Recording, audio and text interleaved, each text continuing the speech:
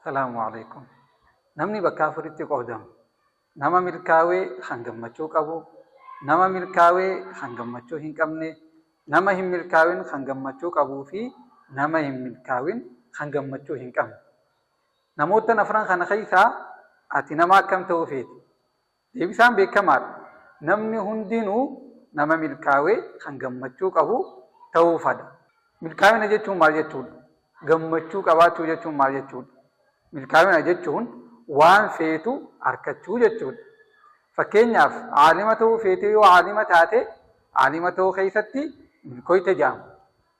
Qabeenya horachuu feetee yoo qabeenya horatte qabeenya horachuu keessatti milkooyte jedhama. Takkaffaa bahuu feetee yoo takkaffaa baate takkaffaa bahuu keessatti milkooyte jedhama. Namni takka milkaa'uudhaaf fedhiin isaatii fi hojiin isaa wal fakkaachuu qaba. Fakkeenyaaf barataa yoo taate takkaffaa bahuu feete takkaffaa bahuun fedhiidha. Yoo nama guyyarraa sa'aa takkaaf qo'atu taate qo'achuun hojiidha. Bakka kanatti fedhiin keetii fi hojiin kee wal fakkaatee jira jechuudha.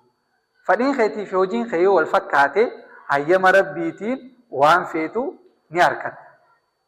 Namni waan qabu nama cinaa dhaabbachuu jiru, namni waan qaburraa namaaf qoodu jiru gammachuu argata. Fakkeenyaaf ati barataa cimaa yoo taate beekumsa Rabbiin Subhaanahu wa Ta'aalaa siif kenne kanaan barattoota suuteeyyii cinaa yoo kan dhaabbattu ta'e gammachuu argatta. Barataan waan fedhu argachuuf tattaaffii godhu jiru, waan qabuun nama cinaa dhaabbachuu jiru karaa gammachuutii fi milkaa'inarra deemu jira.